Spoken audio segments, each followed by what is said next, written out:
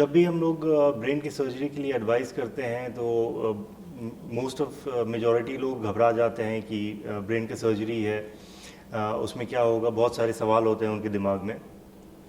जब भी ब्रेन की सर्जरी के लिए बोलते हैं वो यूजुअली रूटीन पेशेंट्स के लिए होता है, ट्यूमर के लिए होता है या कोई ब्रेन के नस के लिए होता है। तो आजकल surgeries, neuro surgery due to technological advancement काफ़ी सेफ़ हो गई है। पहले जो अभी भी आम लोगों को यही लगता है कि सर्जरी करने के लिए हमको पूरा ब्रेन खोलना पड़ेगा, लेकिन वो बिल्कुल भी नहीं है।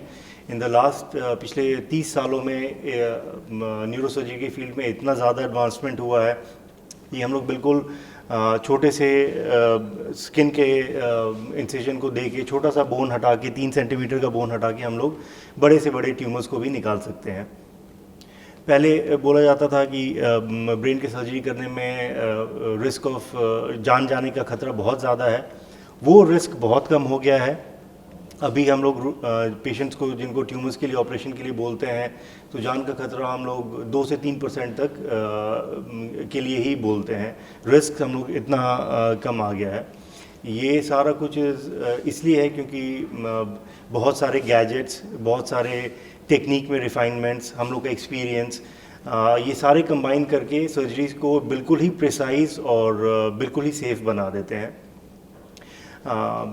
ये ऐसा अब जो सर्जरीज हो रही हैं वो इतने छोटे इंसिजन के साथ होता है ब्रेन का भी कि पेशेंट का जो पोस्ट ऑपरेशन के बाद का जो पीरियड है उसमें रिकवरी भी फास्टर होती है।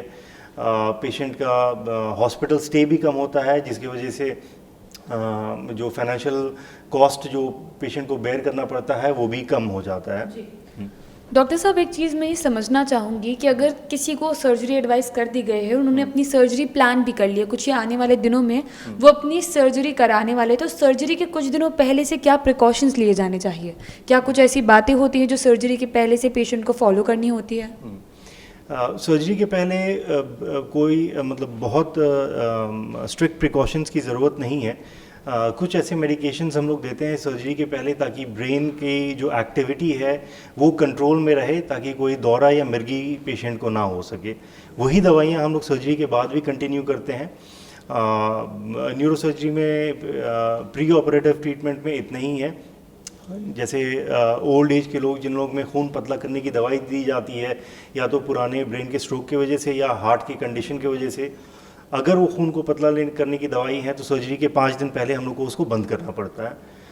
अपार्ट ये प्रिकॉशंस के अलावा कोई बहुत स्पेसिफिक प्रिकॉशंस और लेने की ज़रूरत नहीं है। ओल्ड एज के लोगों के लिए जैसा आपने बताया कि अगर खून पतला करने की दवाई लेते हैं तो ऑपरेशन से 5 दिन पहले से वो दवाइयाँ बंद कर दी जाती हैं। क्या यंग एज के जो लोग होते हैं या 30 से 40 वर्ष के बीच में जिनकी उम्र होती है, उनके लिए भी ऐसे कोई प्रिकॉशंस हैं? हाँ, तो 30 से 40 वर्ष की उम्र में अभी भी इंसिडेंस बहुत कम है जिनको हार्ट का प्रॉब्लम हो, तो उनमें ये खून पतला करने की दवाइयाँ रेयरली दी जाती हैं। अगर दी जाती हैं तो फिर हम लोग उसको ये 5 दिन पहले तो बंद करने का एडवाइस बिल्कुल देते हैं। जी डॉक्टर साहब, ये चीज़ भी समझना चाहूँगी कि अगर कोई स्मोकिंग एडिक्ट है या फिर किसी को शराब पीने की आदत है, तो क्या वो भी सर्जरी से पहले ये सारी चीज़ें छोड़नी पड़ती है? एब्सोल्युटली, इसमें तो जो भी एडिक्शन है उसको छोड़ना पड़ेगा, क्योंकि टोबैको और अल्कोहल हम उसका डायरेक्ट नेगेटिव इफ़ेक्ट बॉडी के खून की रगों पे होता है। तो ये बिल्कुल ही एडवाइस रहता है कि कोई भी नशे के पदार्थ ऑपरेशन के पहले तो बिल्कुल भी नहीं लेना है। जी। और ऑपरेशन की ठीक अगर बात करें तो कोई भी नशे के पदार्थ का सेवन जो है, क्या वो किया जा सकता है? नहीं, ऑपरेशन, ब्रेन के ऑपरेशन के बाद कोई भी नशे के पदार्थ इसलिए नहीं करते हैं क्योंकि दौरे को कॉज करने का वो थ्रेशोल्ड लो कर देता है। जिन लोगों को ब्रेन का प्रॉब्लम है, अगर वो शराब को रेगुलरली ले रहे हैं तो उनमें दौरे होने का रिस्क लगभग 10 गुना बढ़ जाता है। सर्जरी के बाद तो हम लोग ये बिल्कुल भी अलाउ नहीं कर सकते हैं और यूजुअली हमारे पेशेंट्स कोऑपरेट भी करते हैं। जी।